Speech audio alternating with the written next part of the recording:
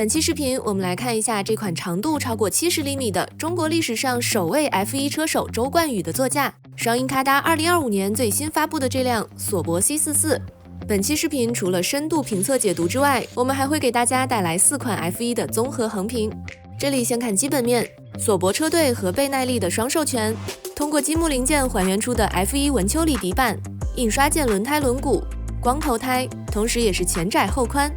19页开篇彩图的超旗舰级拼搭手册，转向与方向盘联动，行驶与发动机联动， DRS 尾翼联动，大量全新开模的科技面板零件，24号和77号2种可选的外观件，不太还原原型车的前后拉杆悬架。本期视频我们就先从成品入手，把这几年发布的这4款 F1 呢做一下对比。那另外3款包括乐高42141迈凯伦 F1、42171奔驰 F1 以及咔哒早前的阿尔法罗密欧 C42。首先在体积方面，4款 F1 的车长分别是65、66、64和70厘米，而车重则分别是 1.3、1.7、1.4和 2.1公斤。无论是车长还是体积，咔哒最新的这辆 C44 呢都是其中最大的级别。当然零件数也是来到了2500多片，足足比乐高今年稍后会发布的42207法拉利 F1 的1361片呢多出来了 88%。所以虽然表面套装级别相同，但是实际上咔哒的这辆 C44 显然已经是越级的存在了。前翼部分，4款套装都对原型车的多层翼片进行了还原，其中乐高的2款都只还原了3层翼片，而咔哒2款呢则是还原了4层。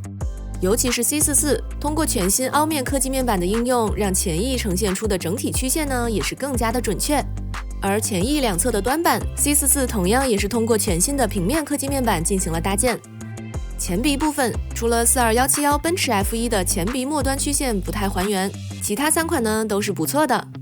接下来是前轮，4款车子都对前轮上方的叶片进行了还原。不过轮胎轮毂方面，显然还是双鹰咔哒做的要更好一些。虽然42171相对于42141把蝙蝠胎呢换成了全新的光头胎，但仍然还是没有还原出前窄后宽这个 F1 的关键特征。而双鹰咔哒的2款不但是前窄后宽的光头胎，而且还都是印刷件，甚至还获得了倍耐力的授权。继续往后来到人字拖，4款 F1 的设计方案都不一样，其中只有咔哒 C44 对 Halo 人字拖进行了全新的零件开模，也包括两侧的后视镜呢同样也做了开模。接下来是车身中后部，相对来说咔哒的2款 F1 呢在设计上会偏具象化一点，比如超长的鲨鱼鳃还有侧箱下方的曲线在还原上都是比较精细的，而乐高的2辆对比下来呢会显得稍微抽象一点。不过虽然看起来咔哒在这方面更有优势，但这样的设计方向呢也为咔哒的这2辆 F1 带来了一些问题，这个我们后面再说。再看发动机，42141迈凯伦做了 V6 发动机的外露设计，而另外3款都需要把盖子打开才可以看到发动机联动。此外我们还可以看到乐高的2款呢都是使用的常规 V6 发动机方案，而咔哒的2款都做了专门的搭建设计。不过 C42 的发动机很小，之前也是有一些玩家吐槽，但是新的这款 C44 呢倒是非常合适。再看车尾部分的搭建，几辆 F1 做的都还不错，不过和前翼类似，咔哒全新凹面科技面板的应用让这辆 C44 的尾翼曲线看起来呢更加接近原型车。同时这辆 C44 也是4辆里面唯一1辆通过联动设计做到可调 DRS 的 F1， 而另外3辆呢都是直接用手去掰，也就是看起来好像没有那么高级。最后来到车底部分，和之前 C42 那期视频一样，在这里我们才能真正的感受到咔哒在 F1 题材设计思路方面相较于乐高的巨大区别。可以看到 C44 继续延续了 C42 的文丘里底板设计，而乐高的2款 F1 呢，从车底视角来看则基本上都是空心的，主要是通过框架零件和科技面板搭建出了底部的框架，以及在靠近侧进气口下方的位置对分流板进行了搭建。不过同样也是和 C42 一样，作为积木模型而非比例车模，咔哒 C44 同样也不能说对文丘里底板进行了精准的还原，但应该可以算得上是比较完整的还原。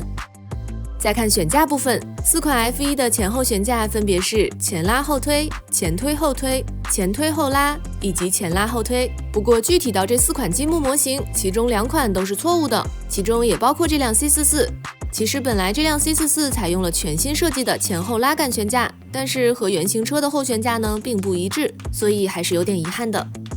好了，那么看完了4款 F1 的对比情况，接下来我们从开箱开始来详细的看一下这款 C44 的具体表现。彩盒采用了天地盖设计，右上角可以看到索博车队的 logo， 右下角则是标明了具体车型，左下角可以看到2553片的零件数以及1:8的模型比例。年龄定位显示是8岁以上，不过实际上我们建议呢，最好是14岁以上才比较合适。彩盒背面除了另一个视角的成品图以外，还通过几张图示展示了这款作品的一些设计点。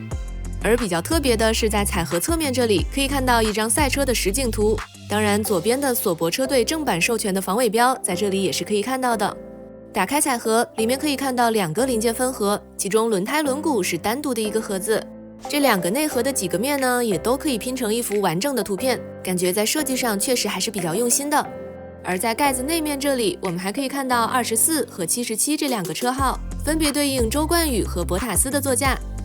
在零件分包方面，所有的印刷件、轮胎轮毂呢都是采用了单独装袋，另外还有一些采用模块化印刷的零件呢，也是专门封装的，并没有和其他零件混在一起。而所有的零件分包一共是有50个，分成了4个大步骤。拼搭手册同样也是装在透明袋子里。对于2000片级别的套装来说，这个厚度呢还是比较厚的。可以看到手册开篇做了高达19页的彩图，除了可以看到大量的原型车和积木成品的对比图以外，其中还加入了索博车队以及车手的相关介绍内容。整个拼搭过程一共是分成了1019步，步均只有2.5个零件，属于非常细致的分布设计。在手册中，我们还可以看到这辆 C44 呢是可以拼出24号车和77号车2种不同的外观的，对应的印刷件也是提供了2套。而整辆车子所有有图案的地方也全部都是印刷件，所以总的印刷件数量呢，确实是达到了一个非常庞大的级别，应该也是迄今为止的印刷件最多的量产 F1 套装了。此外，在零件方面，我们还可以看到这款套装出现了不少全新零件，包括几种2×3截面的凹面科技面板，几种1×2截面的凹面科技面板，全新的3×11框架零件，全新的适用于1:8 F1 的 Halo 人字拖，还有几个比较特殊的外观零件，比如这个后视镜，以及一些连接件。不过有些连接件呢，之前在其他套装中曾经出现过。好啦，那么以上就是这款 C44 的全部开箱情况，大家感觉可以打几分呢？接下来我们就一边拼搭一边看一下内部设计。后悬架采用了拉杆悬架方案，上下叉臂以及左右各一根拉杆都是使用了32294。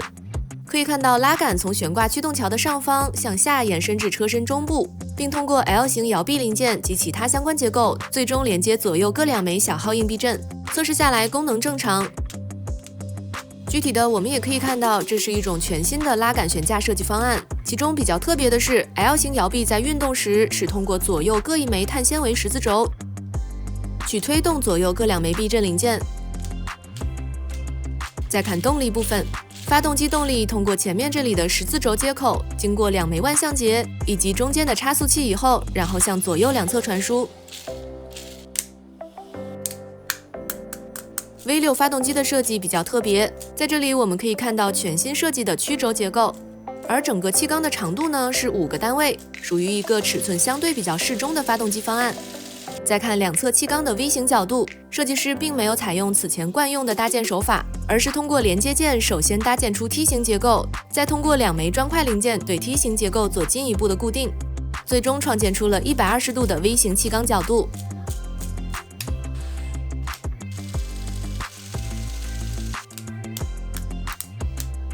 前悬架同样也是拉杆悬架，可以看到设计方案和后悬架也是类似的。测试下来回弹力度适中。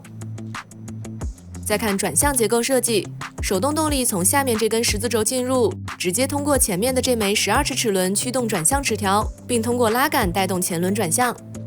而方向盘联动则是通过这里的3枚齿轮实现。这个设计方案可以确保前轮回正时，方向盘也可以做到同步的回正。而手动转向动力稍后呢会从车顶进入，并通过稍后会加入的一组4:4的齿轮组实现。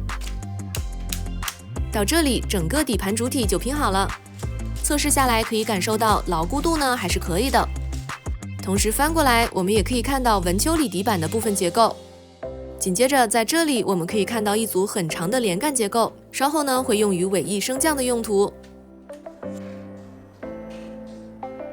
接下来在这里我们可以看到整辆 F1 所有的外观模块，其中由前鼻和前翼组成的车头模块是一个整体的大模块，而其他外观模块则基本由若干个小模块组成。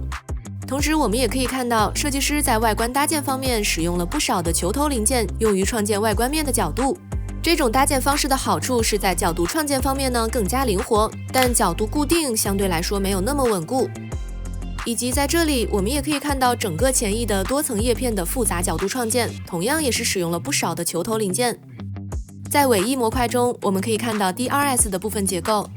以及还有车顶模块这里我们也可以看到手动转向动力的部分结构。好啦，那么最后就是完成所有的这些外观模块的搭建以及合体。在成品阶段，我们这里来重点看一下功能以及牢固度、行驶与发动机联动、转向与方向盘联动、DRS 尾翼联动、前后悬架回弹。那这几个基本功能测试下来都没有问题，联动顺畅，包括方向盘呢也可以做到和前轮的同时回正。整个顶盖的拆卸也是比较方便的，可以看到这里是分成了前后2个模块。在牢固度方面，首先大部分外观模块都做到了多点固定，但是有一部分外观模块的固定呢会感觉稍微有一点偏软，尤其是前翼部分。这也导致这辆 F1 呢基本不能从车头抱起来，不过如果是从中间抱的话，感觉还是比较结实的。左右抱呢也是完全没有问题，包括震动测试下来可以看到，整体牢固度呢也基本没有什么问题，基本没有发现容易脱落的零件或者模块。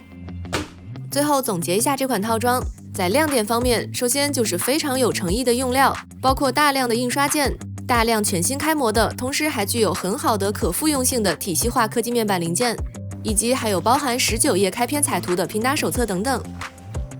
此外，全新设计的拉杆悬架方案、V6 发动机方案，在量产 F1 中首次出现的 DRS 尾翼联动功能，还有继 C42 之后继续标配的文丘里底板，这些呢可以说是在设计方面的几个亮点。最后还有正版授权以及非常不错的外观还原度。那除了以上这些亮点，这款 C44 其实也有不少的问题。首先是内部基本没有怎么做零件分色，外观更整洁，找件稍麻烦。另外，手册的分布虽然比较细致，但其中有个别步骤并不是很好操作，比如安装后悬架的两侧悬挂驱动桥模块的时候就不是很好装。还有两侧侧箱上部的外观模块呢，也是有点难装的。